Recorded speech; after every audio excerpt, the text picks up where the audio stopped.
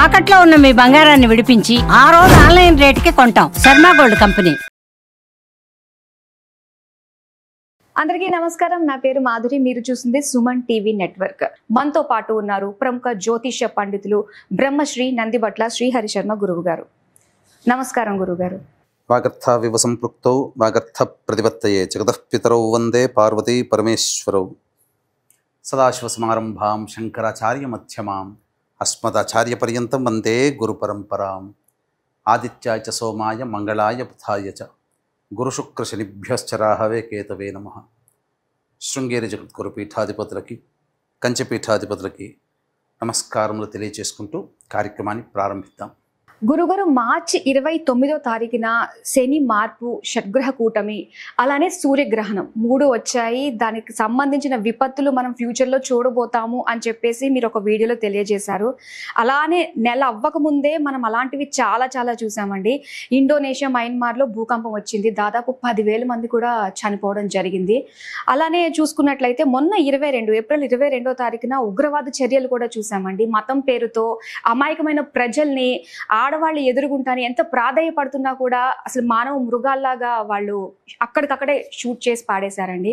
So అసలు అప్పటికి గ్రహస్థితి ఎలా ఉందంటారు అన్న విషయాలు తెలుసుకోవాలనుకుంటున్నాం గురుగారు. మీరు అడిగినట్టుగానేనమ్మా, మనము ఇంతకుముందు చెప్పుకున్నాం షష్టగ్రహ కూటమి మరియు శని మార్పు, అలాగే సూర్యగ్రహణం కూడా 29 మార్చ్ 2025 సంవత్సరంలో ఏర్పడింది. గ్రహణం మన భారతదేశంలో కనిపించలేదు. చాలామందికి అప్పుడు చెప్పడం జరిగింది ఏంటంటే, ఈ యొక్క షష్టగ్రహ కూటమి ప్రభావ తదనంతరం ప్రధానంగా కొన్ని దేశాలలో ఇబ్బందికర పరిస్థితులు ఎదురవుతాయి, తీవ్రవాద హెచ్చరికలు కానీ, భూకంపాలు కానీ, సునామీ వాతావరణాలు కానీ ఏర్పడతాయి అని సుస్పష్టముగా చెప్పడం జరిగింది. అంతకంటే సుస్పష్టముగా ప్రసార మాధ్యమంలో తొట్టతొలిగా మీనరాశిలో ఈ యొక్క షష్టగ్రహ కూటమి, గ్రహణము, శని మార్పు 3 ఒకే రోజున జరుగుతున్నటువంటి కారణము చేత ఈశాన్య రాష్ట్రాలలో తీవ్రవాద హెచ్చరికలు కానీ, అసాంఘిక కార్యకలాపాలు కానీ, అలాగే ఎర్త్క్వేక్స్, భూ ప్రకంపనలు కానీ ఏర్పడేటువంటి అవకాశాలు, దీని తదనంతరం 3 నెలల వరకు కూడా దీని ప్రభావం ఉంటుంది. దీని ప్రభావం వల్ల విద్రోహకర చర్యలు ఎక్కువగా జరుగుతాయి. అది ప్రపంచవ్యాప్తముగా జరుగుతాయి. భారతదేశం కూడా దానికి మినహాయింపు కాదు, గ్రహణం కనబడకపోయినప్పటికీ అని సుస్పష్టముగా ఇదే మన సుమన్ టీవీ ప్రసార మాధ్యమంలో తెలియచేయడం జరిగింది. అయితే జరిగినటువంటి మారణకాండకి చాలా చింతించాల్సినటువంటిది. కానీ జ్యోతిష్య శాస్త్రం ప్రకారము అది మనం ముందుగానే ఊహించి చెప్పడం జరిగింది. చాలామంది ఆ సమయంలో గ్రహణం మనకు లేదు కదా, మనకు లేని దాని గురించి మనం ఎందుకు మాట్లాడుకోవడం, ఏదైనా చెప్పండి, అనవసరమైన విషయాలు ఎందుకు అని చెప్పి చాలామంది కామెంట్స్లో ఖండించడం కూడా జరిగింది. ఇదంతా ట్రాష్, ఏమీ జరగదు, అంతా బాగుంటుంది, పరమేశ్వరుడు అన్నీ చూసుకుంటాడు అని చెప్పి. కానీ జరిగినటువంటి యథార్థ సంఘటన ప్రతి ఒక్క భారతీయుని కుల మత విచక్షణ అనేది లేకుండా అందరి మనస్సుని కలిచివేసింది. తీవ్రవాద చర్యలు మన భారతదేశంలో 22వ తారీఖు రోజున జరిగినటువంటి చర్య చాలా అమానవీయ సంఘటన. అంటే హిందువా కాదా అని చెప్పి ప్యాంటు విప్పి మరీ చూసి మరీ కాల్చి చంపినటువంటి సంఘటన ప్రతి ఒక్కరూ ఖండించాల్సిందే. ఆనాడు ఉన్నటువంటి గ్రహస్థితి ప్రకారము చెప్పడం జరిగింది. అదే 22 ఏప్రిల్ 2025 గత వారం రోజుల కిందట జరిగినటువంటి హేయమైనటువంటి చర్యకి దారితీసినటువంటి పరిస్థితులు, ఆ సమయానికి ఉన్నటువంటి గ్రహస్థితిగతుల్ని ఒక్కసారి మనం నెమరు వేసుకొని ప్రయత్నం చేద్దాం. చూసుకున్నట్లయితే 22 ఏప్రిల్ 2025 మధ్యాహ్నం 3 నుంచి 4 మధ్య కాలములో ఈ యొక్క సంఘటన జరిగినట్టుగా మనకు ప్రసార మాధ్యమం ద్వారా మనకు తెలియచేయడం జరిగింది. అంటే ఆ సమయానికి ఉన్నటువంటి లగ్నం ఏంటండి? సింహ లగ్నం.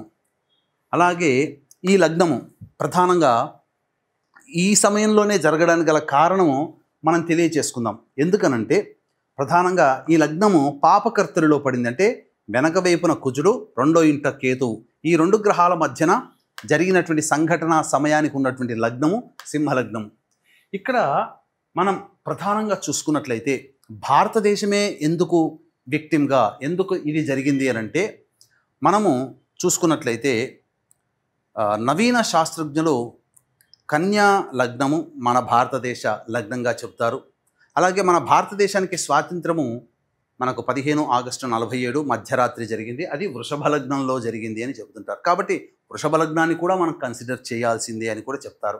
కానీ ప్రాచీన జ్యోతిష్యుల అభిప్రాయం ప్రకారము మకర రాశి భారతదేశానికి సంబంధించినటువంటి రాశిగా చెప్పబడి ఉంది. కాబట్టి అట్టి మకర రాశి అనగా ధనిష్ట నక్షత్రం జరుగుతున్నటువంటి రోజున ఈ యొక్క మారణకాండ అనేటువంటిది ఏర్పడింది. ఏ నక్షత్రము అనగా ధనిష్ట నక్షత్రము అధిపతి కుజుడు, ఏ నక్షత్రాధిపతి అయినటువంటి నక్షత్రంలో చంద్రుడు ఉన్నాడో అట్టి నక్షత్రాధిపతి అయినటువంటి కుజుని చేత ఆ రోజు రాశ్యాధిపతి అయినటువంటి చంద్రుడు వీక్షింపబడుతున్నాడు.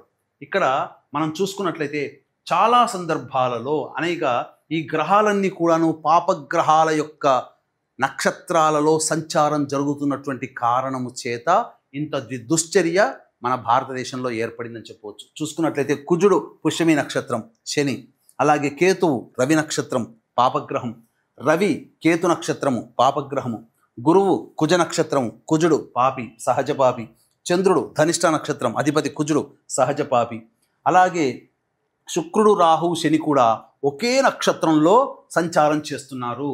మనకు పూర్వభాద్ర నక్షత్రంలో ఉన్నారు.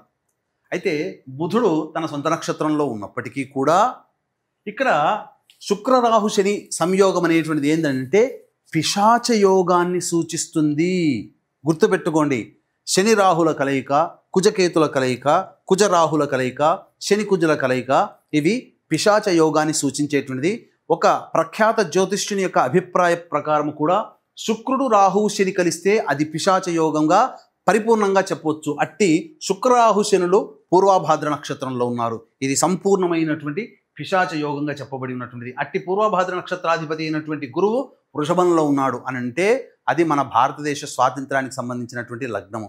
కాబట్టి భారతదేశము అనేటువంటిది విక్టిమ్గా ఈ యొక్క మారణకాండకి సాక్ష్యముగా భారతదేశము తీవ్రవాదులు అనేటువంటిది పిశాచ యోగం జరిగేటువంటిది ఏంటంటే విశృంఖలత్వము, మానసికమైనటువంటి అపరిపక్వత, అలాగే స్వాతంత్రము కోసం ఏ పనైనా కానీ చేయడానికి ఆలోచన లేకుండా, మెదడు లేకుండా ఏ పనైనా చేయడానికి చేసేటువంటి దుశ్చర్యలకి కారణం ఈ శుక్రరాహుశనుల యొక్క కలయిక. అందుకని తీవ్రవాదులు తమ విశృంఖలత్వాన్ని ఆ రోజున చూపించారు. దాదాపుగా 30 మంది పైబడి ఈ యొక్క మారణకాండలో మరణించడం జరిగింది. కాబట్టి వీక్షించేటువంటి సుమన్ టీవీ ప్రేక్షకులు ఇప్పటికైనా కానీ కళ్ళు తెరవండి. మన జ్యోతిష్య శాస్త్రము అబద్ధము కాదు, ఏదో పుక్కిటి పురాణము కాదు, ఏదో ఆనందంగా చెప్పుకునేది కాదు, అది శాస్త్రము. ముందుగానే ఈ యొక్క శిష్టగ్రహ కూటమి అనేటువంటిది ఏర్పడడం, గ్రహణం ఏర్పడడం, శని మార్పు ఇవన్నీ కూడా ఏర్పడిన తదనంతరం వచ్చే 3 నెలల్లో ఇట్లాంటి మారణకాండలు చవి చూడాల్సి వస్తుందని ముందే మన జ్యోతిష్య శాస్త్రవేత్తలు అందరూ కూడా హెచ్చరించడం జరిగింది. గుర్తుపెట్టుకోండి, ఏవైనా భారతదేశ నిఘా వ్యవస్థ ఎంత గొప్పదో మీకు తెలుసు. ఇంటెలిజెన్స్, ప్రపంచవ్యాప్తంగా ఉన్నటువంటి ఇంటెలిజెన్స్ ఎంత గొప్పదో తెలుసు. అన్నీ పసిగట్టాయి, కానీ గ్రహాలు వాటి పని చేశాయి. అందరూ పసిగట్టగలిగారు, అందరూ హెచ్చరించారు, జాగ్రత్త పడండి అని అన్నారు. కానీ ఏదైనా కాలం తన పని తాను చేసుకోక తప్పదు.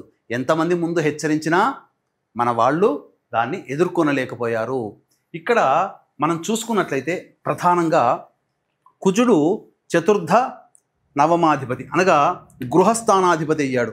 కాబట్టి అట్టి గృహస్థానాధిపతి వ్యయంలో ఉన్నాడు అని అంటే ఆ సమయానికి అప్పటికప్పుడు అదే రోజు వచ్చి అటాక్ చేసినటువంటి సందర్భం కాదు. కుజుడు వ్యయంలో ఉన్నటువంటి స్థితిని బట్టి మనం గమనించుకోవాల్సినటువంటిది ఇప్పటికీ ఎప్పుడో దానికి ప్లానింగ్ అనేది చాలా రోజుల నుంచే దానికి ఏర్పాటు చేసుకుంటున్నారు. ముందుగానే వాళ్ళు ఎంటర్ అయ్యారు అని చెప్పి సూచించేదే ఈ చతుర్థాధిపతి వ్యయస్థానంలో ఉన్నటువంటి కారణంగా మనం తెలుసుకోవచ్చు. కాబట్టి ఈ యొక్క ప్రభావ తదనంతరం మనం ముందే చెప్పుకున్నాం, షష్టగ్రహమి కూటమి మరియు అలాగే ఈ శని మార్పు గ్రహణ ప్రభావం తర్వాత 3 నెలల వరకు కూడా మీరు గమనించినట్లయితే గత అనేక సందర్భాలలో గ్రహణాలు ఏర్పడినప్పుడు, గ్రహకూటములు ఎక్కువగా ఉన్నప్పుడు ఏర్పడినప్పుడు దాని ప్రభావము 3 నెలల లోపల లేదా 4 నెలల లోపల జరుగుతాయి. ఏర్పడినప్పటి నుంచి 4 నెలల వరకు దాని సమయం 120 రోజులు దాని సమయంగా కేటాయించబడింది. అలానే గురుగారు ఆ పరిస్థితి నిజంగా చూసుకున్నట్లయితే అసలు మర్చిపోలేని విధంగా ఉంది. అసలు ఆ భయంకరమైన సంఘటన అన్నది మైండ్‌లో అలా ఫిక్స్ అయిపోయిందండి. అయితే ఇప్పుడు రానున్న 2, 3 నెలల్లో ఎలా ఉండబోతుందంటారు గురుగారు? అంటే యుద్ధ వాతావరణం, తీవ్రవాద చర్యలు ఇవన్నీ జరుగుతున్న నేపథ్యంలో భారతదేశానికి, పాకిస్తాన్‌కి మధ్య అసలు భగ్గుమంటున్నాయన్నమాట. ఎటువంటి చిన్న చిన్న సంఘటనలన్నా కూడా. అలానే 3వ ప్రపంచ యుద్ధం ఏమన్నా జరిగే అవకాశాలు ఉంటాయంటారా? ప్రెజెంట్ ఉన్న గ్రహస్థితి ఆధారంగా అసలు ఏం చెప్పదలుచుకున్నారు? వాస్తవం అమ్మా. ఎందుకంటే మీరు అడిగినట్టుగా ఈ గమనించినటువంటి సందర్భాలలో ఈ షడ్గ్రహ కూటమి మరియు ఈ గ్రహణము, శని మార్పు జరిగిన తదనంతరం 4 నెలల వరకు ఆల్రెడీ ఒక నెల లోపలనే మనం ఇంతటి మారణకాండ చూసాం. ఇంకా గ్రహస్థితులు అనుకూలంగా లేవండి. జూలై వరకు కూడా మారణ హోమాలు ఎక్కువగా జరుగుతాయి, ప్రపంచవ్యాప్తంగా జరుగుతాయి. దీనికి మన భారతదేశం ఏమీ మినహాయింపు కాదు. ఇప్పుడున్నటువంటి పరిస్థితులు కనుక చూసుకున్నట్లయితే భారతదేశము యుద్ధమే చేస్తుంది, కాకపోతే చాలా డిప్లొమాటిక్గా వ్యవహరిస్తుంది. అంటే వాటితో నేరుగా యుద్ధం చేయకుండా ఇతరత్ర అనేక మార్గాల ద్వారా దిగ్బంధనం చేసింది. ఆల్రెడీ మనకందరికీ తెలిసిందే. ఇది కొనసాగుతుంది. దీని ప్రభావము ప్రతిరోజు కూడా టెన్షన్ వాతావరణంతో కూడుకున్నటువంటి పరిస్థితిగా ఏర్పడవచ్చు. అయితే మీకు ఇక్కడ ఒక విషయం తెలియచేస్తాను. ఏమిటి అనంటే కాలసర్ప యోగం అనేటువంటిది ఏర్పడబోతుంది. ఎప్పటి నుంచి? 18 మే 2025 నుంచి 6 జూన్ 2025 వరకు. అంటే ఏమన్నట్టు 11 రోజులు, 18 మే నుంచి 30 అంటే 12 రోజులు ప్లస్ 6 18 రోజులు. కాబట్టి 18 రోజుల పాటు కాలసర్పయోగము అనేటువంటిది ప్రపంచవ్యాప్తంగా గ్రహాలన్నీ కూడాను రాహుకేతుల మధ్య బంధింపబడుతాయి. ఇది గుర్తుపెట్టుకోండి. ఈ సమయము అత్యంత కీలకమైనటువంటి సమయం. ఈ సమయంలో చాలా మటుకు ప్రిపరేషన్స్ అవుతాయి. కాలసర్పయోగంలో ఉన్నప్పుడు ఏది ఇబ్బంది కాదు, కానీ ఆ ప్రిపరేషన్స్, మారణకాండ, విధ్వంసాలు, యుద్ధాలు జరగడానికి ప్రిపరేషన్స్ జరుగుతాయి. అయితే యుద్ధమే వస్తుందా, లేకపోతే ఇంకా ఇతరత్ర ఏమన్నా దుశ్చర్యలు జరుగుతాయా అని అంటే మనం ఎప్పుడు కూడా గతంతో చరిత్రతో మనం ఎప్పుడు కూడా కంపారిజన్ చేసుకోవాలి. చరిత్ర అంటేనే అది. కాబట్టి ఒకసారి చరిత్ర మూలాల్లోకి వెళ్ళినట్లయితే మనకందరికీ బాగా, ఈ జనరేషన్లో వాళ్ళకందరికీ కూడా బాగా గుర్తుండిపోయేటువంటి సంఘటన మనం చూసుకుంటే 11th సెప్టెంబర్ 2001 అమెరికాలో ట్విన్ టవర్స్ కూల్చివేసినటువంటి సంఘటన గుర్తుండుంటుంది అందరికీ కూడా.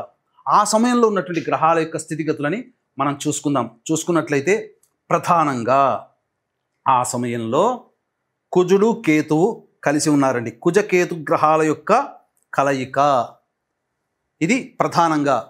అంటే మనకు శాస్త్ర ప్రకారం చెప్పబడినటువంటిది ఏంటంటే అగ్నితత్వ రాశులు, యుద్ధానికి ఉరిగొల్పేటువంటి రాశులు అగ్నితత్వ రాశులు. అవి మొదలుగా మేషం కంటే బలీయమైనది సింహము, సింహం కంటే అతి బలీయమైనటువంటిది ఈ యొక్క ధనుస్సు. కాబట్టి మనకేం చెప్పబడి ఉంది? యుద్ధమే చేశారు తీవ్రవాదులు. ఒక విమానానితో 2 ట్విన్ టవర్స్ని కూల్చివేసి దాదాపు 10,000 పైచిలకు మంది ప్రాణాలు కోల్పోయారు. ప్రపంచమంతా కూడా దిగ్భ్రాంతి చెందింది. మతోన్మాదము ఇంత విధ్వంసాన్ని సృష్టిస్తుందా అని చెప్పి అంత ప్రపంచమంతా కూడా దిగ్భ్రాంతి చెందింది. ప్రధానంగా చూసుకున్నట్లయితే అక్కడ చంద్రుడు గమనించాల్సిన అంశం ఏంటంటే తెలియచేస్తాను. ఎందుకు ఈ చంద్రుడికి, గురువుకి, రాహుకి, శనికి, శుక్రుడికి, కుజుడికి, కేతువుకి సంబంధం అనేటువంటిది తెలియచేద్దాం. చంద్రుడు ఆ రోజున మిథున రాశిలో ఉన్నాడు. ఓకే, ఇది గుర్తుపెట్టుకోండి. గురు రాహుల యొక్క కలయిక ఇది కూడా మిథున రాశిలోనే ఏర్పడింది. తర్వాత సాధారణంగా శనిగ్రహాన్ని కనుక మనం చూసుకున్నట్లయితే రోహిణీ నక్షత్రములో శని సంచారం జరుగుతున్నటువంటి సందర్భములో క్షామం ఏర్పడుతుంది. ప్రధానంగా రామాయణంలోకి ఒకసారి వెళ్ళినట్లయితే రాముల వారి జననం కంటే ముందుగా దశరథ మహారాజు వారు దేవతల తరపున యుద్ధం చేశారు. యుద్ధం చేసిన తర్వాత దేవతలకందరికీ కూడా ప్రీతిపాత్రుడయ్యాడు. అయితే శని భగవానుడు రోహిణీ నక్షత్రంలో ఎప్పుడైతే ప్రవేశం చేశాడో ఈ యొక్క ఆయన పాలిస్తున్నటువంటి రాజ్యమంతా కూడాను క్షామం ఏర్పడింది. పంటలు, వర్షాలు లేక ఎండిపోయాయి. ఇంతటి క్షామం ఏర్పడింది. ఇంతటి దుర్భరమైన పరిస్థితి ఎప్పుడు చూడలేదు. దీనికి తగు నివారణ మార్గం ఏంటి అని చెప్పి వశిష్ఠుల వారిని సంప్రదిస్తే అప్పుడు ఈ సంబంధించినటువంటి ఋష్యశృంగుడు రావడము, పాదం పెడితే తప్పకుండా వర్షాలు పడతాయని చెప్పడం. అంటే శని భగవాను కూడా స్తుతించడం జరిగింది. కాబట్టి క్షామము, దుర్భరమైనటువంటి పరిస్థితులు ఈ భూమి శని రోహిణి నక్షత్రంలో సంచరించినప్పుడు ఏర్పడుతుంది. అది గుర్తుపెట్టుకోండి. అందుకనే దశరథ మహావారు శనిని బాగా స్తుతించి శని యొక్క అనుగ్రహాన్ని పొంది ఋష్యశృంగుని దేశానికి రప్పించడం ద్వారా వర్షాలు పడడం, అదంతా కూడాను శని అనుగ్రహం వల్ల సంప్రాప్తమైంది. అందుకే దశరథుడు శనిని చాలా స్తుతించాడు. ఇప్పటికీ కూడా దశరథ ప్రోక్తమైనటువంటి శని స్తుతి చాలా ప్రభావవంతమైనది. కోణస్థోపింగలో బభ్రుహు అని వస్తుంది కదా, అది. అందుకని ఈ యొక్క గుర్తుపెట్టుకోండి, ఈ శని వృషభ రాశిలో సంచారం అనేటువంటిది మనం ఆఖరిలో మనకు ఈ శని భగవానుల వారు ఎంటర్ అవుతారు. ఎప్పుడు ఎంటర్ అవుతారు, దీనికి గల కారణం ఏంటి అనేటువంటి విషయాన్ని మనం తెలుసుకుందాం. శని వృషభ రాశిలో ఉండి, శని ప్రధానంగా ఏంటనంటే ఈ సంబంధించినటువంటి దేనికి కారకుడు, డిస్ట్రాయినెస్ అనగా పూర్తిగా నాశనం చేయగలిగేటువంటి శక్తి, విచారము, వికారము, వీటన్నిటినీ కలగచేస్తాడు. బాగా అనాసక్తి. శుక్రుడు ఏంటి, కంఫర్టబుల్ లైఫ్ అంటే ఏంటి, ప్రధానంగా భోగభాగ్యాలు, సంతోషము, సుఖాన్ని, భోగాన్ని కలగచేస్తాడు. అట్టి శుక్రుడు శని భగవాని చేత చూడబడ్డాడు. 11 సెప్టెంబర్ 2001 గురు రాహుల కలయిక, చంద్రుడు మిథున రాశి, అలాగే శని శుక్రుడిని చూడడం, కుజకేతుల కలయిక అగ్నితత్వ రాశి అయినటువంటి ధనుసు రాశిలో ఉండడం. ఈ కారణం చేత అప్పుడు అటాక్ అనేటువంటిది జరిగి దాదాపు 10,000 పైచులకు మంది పోవడం జరిగింది. ఇక వెరీ రీసెంట్గా మనం చూసుకున్నట్లయితే ఇజ్రాయెల్ అనేటువంటిది పాలస్తీనా మీద మిగతా దేశాలతో యుద్ధం ఇప్పటికీ కూడా జరుగుతూనే ఉంది. అది 7 అక్టోబర్ 2023 మార్నింగ్ 6:30కి అట్లా మనం చూసుకున్నట్లయితే ప్రధానంగా ఇక్కడ కూడా అదే విధమైనటువంటి గ్రహాల యొక్క స్థితిగతులు చూడండి. చంద్రుడు మిథున రాశిలో అన్నాను కదా, ఆ సమయంలో కూడా చంద్రుడు మిథున రాశిలోనే స్థితి పొంది ఉన్నాడు. గురు రాహుల కలయిక, ఈ గురు రాహులు అగ్నితత్వ రాశి అయినటువంటి మేషరాశిలో కలయిక ఏర్పడింది ఈ గురు రాహులకి. అలాగే చూసుకున్నట్లయితే కామన్గా కుజకేతుల యొక్క కలయిక అనేటువంటిది ఉన్నది. ఇది గుర్తుపెట్టుకోండి, కామన్గా కుజకేతుల యొక్క కలయిక అనేటువంటిది ఉన్నది. అలాగే చూసుకున్నట్లయితే ప్రధానంగా బుధుడు డ్యూయల్ సైన్లో ఉన్నాడు. గుర్తుపెట్టుకోండి, బుధుడు డ్యూయల్ సైన్, ద్విస్వభావ రాశిలో ఉన్నాడు. ఎప్పుడు, ఈ 11 సెప్టెంబర్ 2001 ఈ ట్విన్ టవర్స్ కూల్చే సందర్భంలో బుధుడు డ్యూయల్ సైన్. అలాగే ఇజ్రాయెల్ అటాక్లో బుధుడు డ్యూయల్ సైన్. మరియు శని వక్రీకరించి శుక్రుని వీక్షణ చేస్తున్నాడు. ఇక్కడ కూడా శని వీక్షణ. ఎన్ని కాంబినేషన్స్ అనేటువంటివి ఏర్పడ్డాయి. ముఖ్యంగా చూసుకున్నట్లయితే ఈ కుజకేతువులు అనేటువంటివి కీ రోల్ పోషిస్తాయి. అంటే పిశాచ యోగాన్ని కలగచేస్తాయి. పిశాచ యోగం అంటే ఏంటంటే ఆ గ్రహాల కలయిక ఉన్నటువంటి జాతకులకి చాలా దుర్భరమైన పరిస్థితులు, ఆ దశాంతర దశలు కానీ ఈ సంయోగం గ్రహ ట్రాన్సిట్లో గోచారంలో గ్రహాల యొక్క స్థితిగతులు ఉన్నప్పుడు ఇబ్బందులు ఎదుర్కొంటారు. అలాగే సామాజికంగా ప్రపంచవ్యాప్తంగా మనం కుజకేతుల యొక్క స్థితిగతులను సూచించినప్పుడు ఏమవుతుంది, ఈ కుజకేతుల యొక్క ప్రభావము ప్రధానంగా ఇక్కడ మనం గమనించుకున్నట్లయితే చాలా విస్ఫోటనము. కేతువు తలకాయ లేనివాడు, కుజుడు పోరాటము. అంటే ఏం జరగబోతుంది, ముందు వెనక ఆలోచన లేకుండా తీవ్రవాద స్వభావములతో ఈ యొక్క కుజకేతుల యొక్క ప్రభావం వలన దుందుడుకు చర్యలు అనేటువంటివి జరుగుతాయి. ముందు వెనక ఒక ఆలోచన లేకుండా, మంచి ఆలోచన లేకుండా బాగా విస్ఫోటనములు జరుగుతాయి. అది తీవ్రవాద చర్యలు కావచ్చు, లేకపోతే భూ ప్రకంపనలు కావచ్చు, సునామీలు కావచ్చు, ఏవైనా కావచ్చు. కాకపోతే ఇక్కడ కుజకేతులు అగ్నితత్వ రాశిలో ఉండడం వల్ల ఈ కుజుడికి కేతువుకి ఈ ధనుస్సు రాశి ఫ్రెండ్లీ నేచర్ కాబట్టి విధ్వంసము అవ్వలీలగా చేయగలిగారు. ఎదురై లేదన్నట్టుగా తీవ్రవాదులు చేయగలిగారు. అయితే ఇక్కడ ఇజ్రాయెల్ విషయంలో చూసుకుంటే కుజకేతులు తులారాశిలో ఉన్నారు. కానీ తులారాశి కుజకేతులకి అది యోగించదు, ఫ్రెండ్లీ హౌస్ కాదు. కాబట్టి అక్కడ ఆగుతూ యుద్ధం చేస్తూ, యుద్ధం మొదలుపెట్టి మళ్ళీ కొంతసేపు ఆగడం, ఇలా బ్రేక్స్తో యుద్ధం జరుగుతూ ఉంది పాలస్తీనాతో ఇజ్రాయెల్ వాళ్ళు.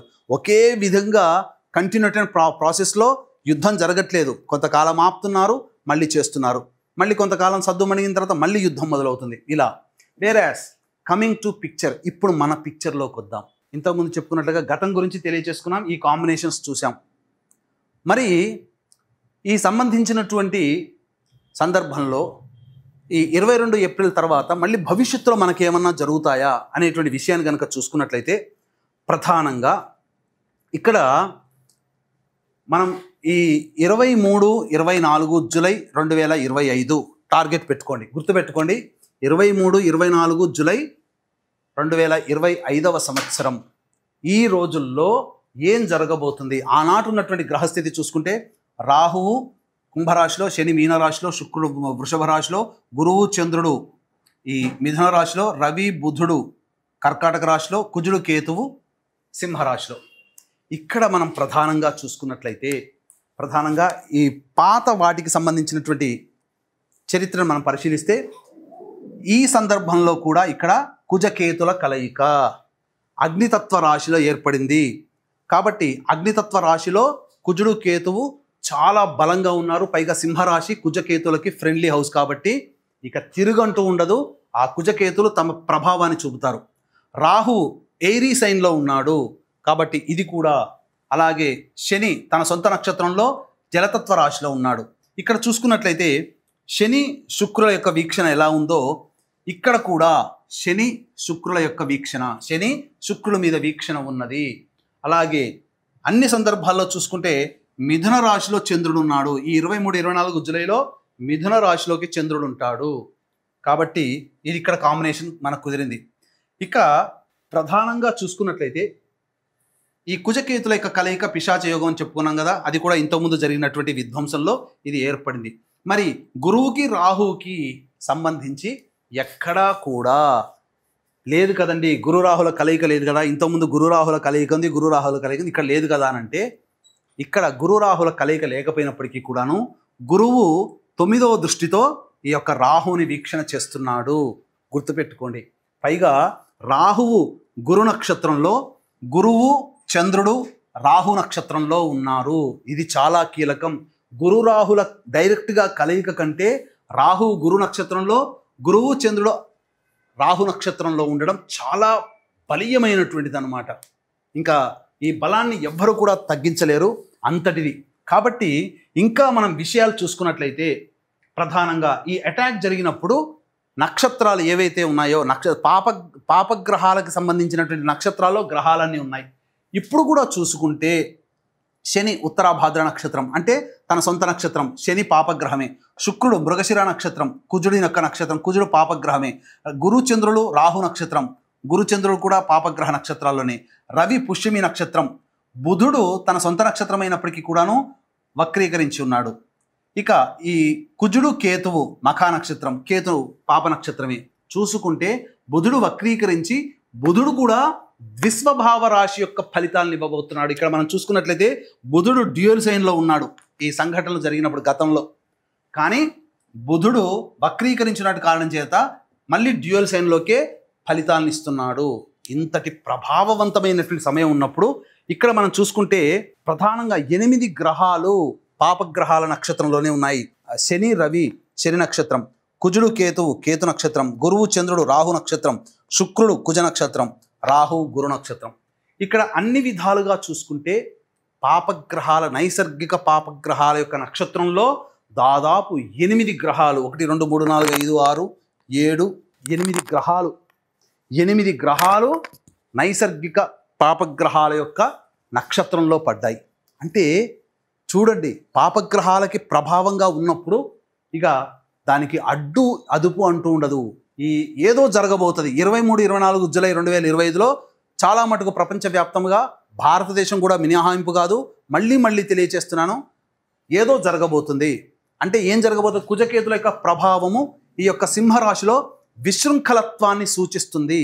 అంటే అడ్డు అదుపు లేకుండా తమ యొక్క పనులని స్వేచ్ఛని పొందడం కోసం కొంతమంది స్వాతంత్రాన్ని కోరుకోవచ్చు, ఉన్న దేశం నుంచి విడిపోవచ్చు. అంటే బెలూచిస్తాన్ ఇలాగే కొన్ని దేశాలు ఎదురు చూస్తున్నాయి కాబట్టి స్వాతంత్రాన్ని ఆ సమయంలో స్వాతంత్రాన్ని పొందవచ్చు. లేదా విద్రోహకర చర్యలు, తీవ్రవాద చర్యలు చాలా ప్రస్ఫుటంగా ఏర్పడబోతున్నాయి. అన్నిటికంటే ముఖ్యంగా చూసుకున్నట్లయితే ఎప్పుడు ఈ రకమైనటువంటి ఇబ్బందికర పరిస్థితులు ఎదురవుతాయంటే 22 జూన్ నుంచి 5 జూలై వరకు కూడా రవి రాహు నక్షత్రం, ఇక్కడ గురువు కూడా రాహు నక్షత్రం. ఈ కారణం చేత జనాలలో అన్రెస్ట్ అంటే ప్రజలలో ప్రభుత్వ వ్యతిరేకం అనేటువంటిది మొదలవుతుంది. రవి గవర్నమెంట్కి కారకుడు, ప్రజాస్వామ్య వ్యవస్థలలో గవర్నమెంట్కి కారకుడు. కాబట్టి ప్రజలలో అసంతృప్తి చెలరేగి తిరుగుబాటు చర్యలు ప్రపంచవ్యాప్తంగా ఏదైనా దేశంలో జరగవచ్చు. లేదా ఈ 22 జూన్ నుంచి 5 జూలై మధ్య కాలంలో రవి యొక్క ప్రభావము చాలా బలహీనంగా ఉన్నటువంటి కారణం చేత ప్రపంచంలో పేరు పొందినటువంటి దేశ అధికారులు లేదా దేశానికి సూచించేటువంటి అధ్యక్షులుగా సూచించేటువంటి వ్యక్తులు, మంత్రులు, ముఖ్యమంత్రులు, ప్రధానమంత్రులు కానీ ఎవరైనా కానీ దేశంలో ప్రధాన రాజకీయ రంగంలో అత్యున్నతమైనటువంటి స్థానంలో ఉన్నటువంటి వాళ్ళ మరణము కానీ హత్య కానీ జరగబోతుంది. లేకపోతే ఆ దేశంలో పీపుల్ అన్రెస్ట్ అనేటువంటిది కలుగుతుంది. అసంతృప్తి జ్వాలలు చెలరేగి అశాంతి వాతావరణం 22 జూన్ నుంచి 5 జూలై మధ్య కాలంలో ఏర్పడుతుంది. అయితే ప్రధానంగా 30 జూన్ నుంచి 25 జూలై వరకు శుక్రుడు వృషభ రాశిలో సంచారం చేస్తుంటాడు. శుక్రుడు వృషభ రాశిలో సంచారం చేస్తున్నప్పుడు శని దృష్టి అంతా కూడా శుక్రుడి మీద పడుతుంది. మన భారతదేశం స్వాతంత్రం వచ్చిందే వృషభ లగ్నంలో. కాబట్టి లగ్నానికి అధిపతి అయినటువంటి శుక్రుడు శని చేత వీక్షించబడుతున్నటువంటి కారణం చేత 30 జూన్ నుంచి 25 జూలై వరకు ఉన్నటువంటి మధ్యకాలంలో భారతదేశంలో పలు కీలకమైనటువంటి మార్పులు చేర్పులు చోటు చేసుకోబోతున్నాయి. ఏదైనా జరగవచ్చు, విధ్వంసకర చర్యలు జరగవచ్చు. కాబట్టి ప్రజలందరూ కూడా అప్రమత్తతతో ఉండండి. చాలామంది అనుకునేటువంటిది ఏంటనంటే ఏదైనా జరుగుతుందా, ఇబ్బందులు ఎదురవుతాయి, యుద్ధం వస్తుందా అని చెప్పి. యుద్ధము వచ్చేంత చర్యలు జరుగుతాయి. ఒకవైపున చూసుకుంటే ఏదైనా కానీ మారణకాండాలు అనేటువంటివి జరుగుతాయి. కాకపోతే ఇది ఆరంభం మాత్రమే, అంతం కాదు అని గుర్తుపెట్టుకోండి. గురుగారు, అలానే మీరన్నట్టుగానే రాబోయే 2-3 నెలల్లో తీవ్రమైన పరిణామాలు ఎదుర్కోవాల్సిన పరిస్థితి ఏర్పడింది అని చెప్పేసి అంటున్నారు. మరి దాని నుంచి తప్పించుకోవడానికి ఎలాంటి పరిహారాలు చేసుకోవాలంటారు? ఇంతకుముందు చెప్పుకున్నట్టుగా ఇక్కడ ప్రపంచవ్యాప్తముగా అనేకమైనటువంటి దుస్సంఘటనలు జరగడానికి ఇది ఆరంభం మాత్రమే. దీనికి భారతదేశం కూడా ఏం మినహాయింపు కాదు. అంతం ఎప్పుడని అంటారా, గ్రహాల యొక్క స్థితిగతులు కూడా మారాలి. ముఖ్యంగా శని భగవానుడు ప్రస్తుతం మీనరాశిలో సంచారం చేస్తున్నాడు. వృషభ రాశిలోకి రావాలి అంటే ఇంకా 2.5 సంవత్సరాలు ప్లస్ 2.5 5 సంవత్సరాలు తర్వాత ప్లస్ ఒక 9 నెలలు, 5 సంవత్సరాల 9 నెలల తర్వాత ఈ యొక్క ప్రభావము ఏర్పడబోతుంది. అంటే 2030వ సంవత్సరంలో జూలై, ఆగస్ట్, సెప్టెంబర్ ఈ మధ్య కాలంలో చాలా మటుకు ఎప్పటి నుంచో చాలామందికి ఊహాజనితమైనటువంటిది థర్డ్ వరల్డ్ వార్ అని అంటారు కదా, అటువంటిది జరగబోయే అవకాశం ఉంటుంది. ప్రధానంగా నాంది ఇప్పుడు గ్రహాల యొక్క స్థితిగతులు 2030లో శని భూతత్వ రాశి అయినటువంటి ఈ యొక్క వృషభంలో సంచారం చేస్తున్నప్పుడు ప్రధానంగా జలతత్వ రాశి అధిపతి అయినటువంటి రోహిణి నక్షత్రంలో ఉండగా క్షామం ఏర్పడుతుంది. క్షామం అంటే వర్షాలు పడకనే కాదు, ప్రపంచవ్యాప్తంగా అతలాకుతలం అయినా కానీ అది క్షామమే. అనేక విధ్వంసాలు జరిగి, బాంబులు విస్ఫోటనాలు జరిగి లక్షల మంది చనిపోయే అవకాశాలు కూడా ఉంటాయి. కాబట్టి 2030 నుంచి అప్పుడు జరిగేటువంటి గొప్పది ఏంటంటే ప్రధానంగా భారతదేశము విశ్వగురు స్థానానికి చేరుకుంటుంది. భారతదేశానికి తిరుగులేని స్థానంలో చేరుకోబోతుంది. గుర్తుపెట్టుకోండి, 2030 నుంచి 2040 కల్లా భారతదేశము ఇప్పుడు ఉన్నటువంటి అగ్రస్థాన దేశముగా విశ్వగురు స్థానానికి చేరుకుంటుంది అని చెప్పడంలో ఏమాత్రం సందేహం లేదు. ప్రపంచవ్యాప్తంగా 1/3 వంతు ప్రజలు చాలా మటుకు ఈ యొక్క విధ్వంసకర చర్యల్లో అసూలు బాసే అవకాశాలు గోచరమవుతున్నాయి. గ్రహ స్థితిగతులు అంత అనుకూలంగా లేవు. ముఖ్యంగా 23-24 జూలై అనేటువంటిది కూడా అంత ప్రభావవంతముగా లేదు, అంటే అంత యోగంగా లేదు. అన్ని అవయోగాలే కనబడుతున్నాయి. ఏదో జరగబోతుంది, ఏదో విధ్వంసం అనేటువంటిది జరగబోతుంది. ఈ 23-24 జూలై మాసంలో 23-24 తేదీల్లో జూలై నెలలో ఏదో జరగబోతుంది. ఎందుకంటే గ్రహాలన్నీ కూడా 8 గ్రహాలు మనకు పాపగ్రహాల యొక్క నక్షత్రంలో ఉండడం, 9వ గ్రహం బుధుడు కూడా వక్రీకరించి ఉండడం, ఈ కారణం చేత బుధుడు కూడా ఆశ్లేష నక్షత్రం, అది కూడా వక్రీకరించి ఉన్నటువంటి కారణం చేత అసలు 9 గ్రహాలు ఉన్నటువంటి నక్షత్రాధిపతులు పాపగ్రహాలే. ఈ ప్రభావం వలన ప్రపంచవ్యాప్తముగా అందున ముఖ్యంగా భారతదేశంలో 23, 24 తేదీలలో, జూలై నెలలో 23, 24 తేదీలలో ఏదో జరగబోతుంది. ఖచ్చితంగా సామూహిక మారణ హోమాలు కూడా జరుగుతాయి. తీవ్రవాద బాగా జరుగుతుంది. ఏదో విధ్వంసాలు జరుగుతాయి. ఇక గ్రహాలన్నీ కూడా అనుకూలంగా లేని కారణం చేత ఎంతటికైనా కానీ తెగించే అవకాశం ఉంటుంది. అణు విధ్వంసాలు కూడా జరిగే అవకాశాలు గోచరమవుతున్నాయి. కాబట్టి ప్రజలందరూ కూడా అప్రమత్తతతో ఉండండి. దేవతా ఆరాధన చేయండి. అందరూ కూడా సర్పదేవత ఆరాధన అనగా సుబ్రహ్మణ్య స్వామి ఆరాధన, మానసాదేవి ఆరాధన, లలిత అమ్మవారి ఆరాధన, మృత్యుంజయుని ఆరాధన, సుబ్రహ్మణ్య స్వామి ఆరాధన, వినాయకుడి ఆరాధన, ఈ 5 దేవతల యొక్క ఆరాధన అందరూ చేయండి. ఇంట్లో ప్రతిరోజు నామస్మరణ చేసుకోండి. మీరున్నటువంటి కుటుంబం, ప్రాంతము, మీరున్నటువంటి జిల్లా, రాష్ట్రము, దేశము అందరూ కూడా సుభిక్షంగా ఉంటారు. కాబట్టి దయచేసి నా యొక్క విన్నపం, జ్యోతిష్య శాస్త్రము అకల్పితము కాదు, కల్పితము కాదు, శాస్త్రమే అనే విషయాన్ని గుర్తుపెట్టుకోండి. గ్రహ కూటమి అనేటువంటిది గ్రహ ప్రభావం ఎంతదైనప్పటికీ కూడా, మనం ఎంత గొప్ప నిఘా వ్యవస్థ పెట్టినప్పటికీ కూడా, కాలగమనంలో కాలపురుషుని యొక్క ఆధీనంలో గ్రహాలు వాటి పని వాడు చేసుకుపోవాల్సిందే. మనం ఎంత ఇంటి కాపలా ఉన్నా దొంగ అనేవాడు మన కాలం, మన రాత్రి బాగోలేకపోతే దొంగ మన ఇంట్లోకి ప్రవేశం చేస్తాడు, దొంగతనం చేసుకొని వెళ్ళిపోతాడు. మనం కంటి మీద కునుకు లేకుండా మనం కాపలా కాస్తున్న జరిగి తీరుతుంది రాసి పెట్టుంటే. అదే షష్టగ్రహ కూటమి మరియు గ్రహణము మరియు శని మార్పు జరిగినటువంటి 29 మార్చి రోజున కాలపురుషుడు నిర్దేశించి చెప్పడం జరిగింది. ఎంత గొప్ప నిఘా వ్యవస్థలు హెచ్చరించినప్పటికీ కూడా ఆ కాలపురుషుని ఆధీనంలో జరగాల్సినటువంటి మారణకాండ, తదనంతరం భవిష్యత్తులో జరగాల్సినటువంటి విధ్వంసకర చర్యలకు సంబంధించినటువంటి నాంది మరియు భవిష్యత్తు జీవితంలో 2030వ సంవత్సరంలో గ్రహాల మార్పు వలన ఏర్పడేటువంటి యొక్క విధ్వంసాన్ని ముందుగానే శాస్త్ర ప్రకారం తెలియచేయడం అనేటువంటి కాలపురుషుని ఆధీనంలో ఉంటుంది.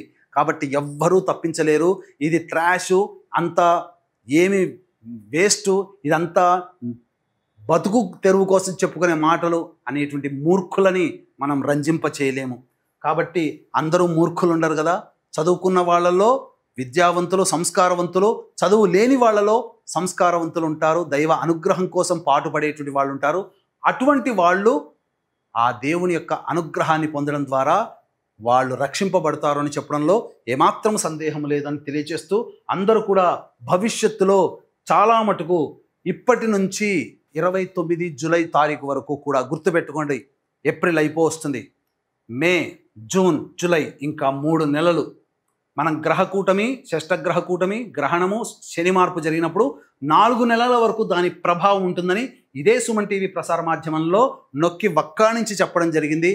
అదే సందర్భంగా జూలై వరకు కూడా ఈ రకమైనటువంటి తీవ్రవాదము, ప్రకృతి ప్రకోపాలు, సునామీ కానీ, భూకంపాలు కానీ, అగ్ని ప్రమాదాలు కానీ, ఏవైనా కానీ చాలా మ్యాసివ్ లెవెల్లో ఉండబోయే అవకాశాలు ఎక్కువగా గోచరమవుతున్నాయి. 18 మే నుంచి 6 జూన్ వరకు కాలసర్పయోగం ఉండబోతుంది. అలాగే 30 జూన్ నుంచి 25 జూలై వరకు కూడా శుక్రుడు వృషభ రాశిలో ఉంటాడు, శని చేత చూడబడుతుంటాడు. అలాగే ముఖ్యంగా ఆ సమయాలు చాలా జాగ్రత్తగా ఉండాలి.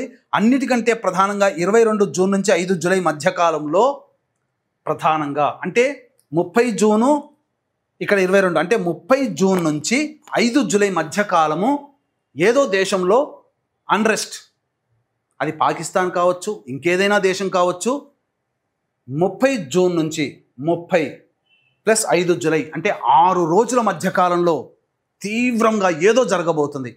అంటే 30 జూన్ నుంచి 5 జూలై మధ్యకాలము చాలా కీలకమైనటువంటిది.